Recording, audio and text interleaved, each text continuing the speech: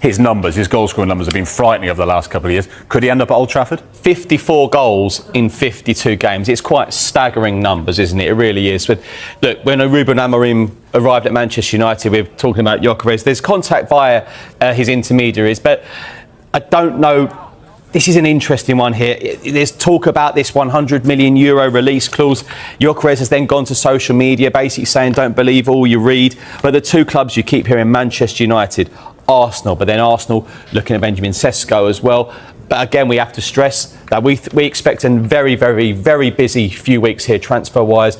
But clubs aren't under any pressure as it stands. Although what I would say is that clubs are always very keen to get these players in before they go on their long-haul pre-season tours. So I do expect I do expect this kind of movement maybe in the next week or so. Manchester United are interesting at the moment because they're basically revitalising the front three. We know that Reuben Amorim wants to play with two 10s, he wants to play with a number 9. They've got Matheus Cunha in, and Bomo looks like one. Could one of these two be the number 9? And that would be a completely new look strike force for Manchester United. But it's just about piecing the puzzle together and getting the players in for the fees that the clubs are comfortable with. Viktor Gyökeres is a player that I watch so much, and you probably remember talking about him on Soccer Specials and Soccer Saturdays because he used to score for fun at Coventry. I think he's outstanding. So much interest in him. You feel like this is the summer he'll get the big move back to the Premier League. If it doesn't happen now, it might not happen, and I think he knows that as well. And also, just finally, this is a Manchester United who aren't in Europe next season.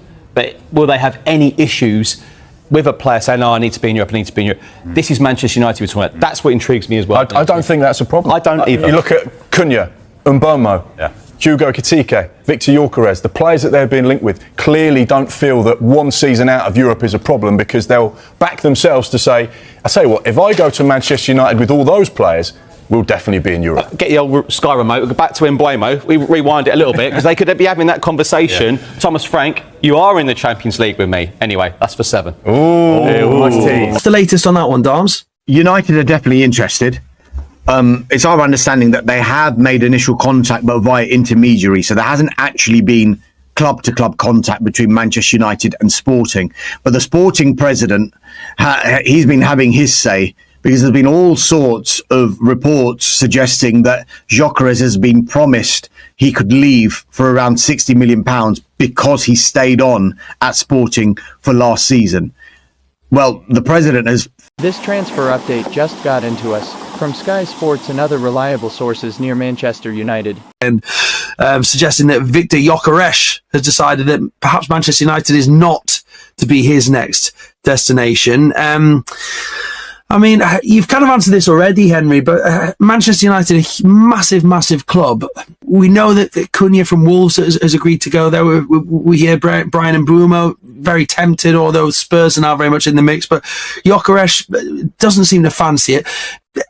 Is it fair to say that Manchester United, it doesn't have the same pull as it would have done? You mentioned Sir Alex Ferguson earlier. I mean, those days, they could have signed anybody. It's not like that anymore, is it?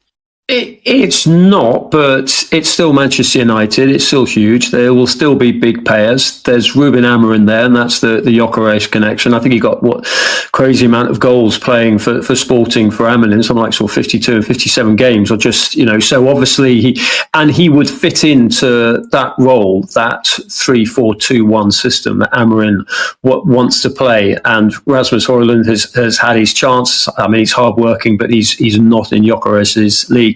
The dynamic here is obviously with Arsenal, and Arsenal are pursuing Sesko, and if Gyökeres is their second choice, I mean it's difficult to compare the two because Sesko is 22, he's not as prolific.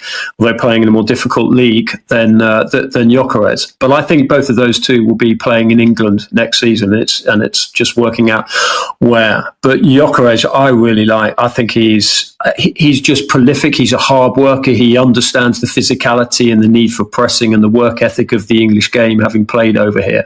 So I could see why Manchester United would pursue him, and why Arsenal would want him as well. I mean, Arsenal have wanted a number 9 for about the last 5 or 6 years. But yeah, your point is right in terms of the attraction of Manchester United, and they still are huge. you go to Manchester United, this is like echoing our Newcastle conversation.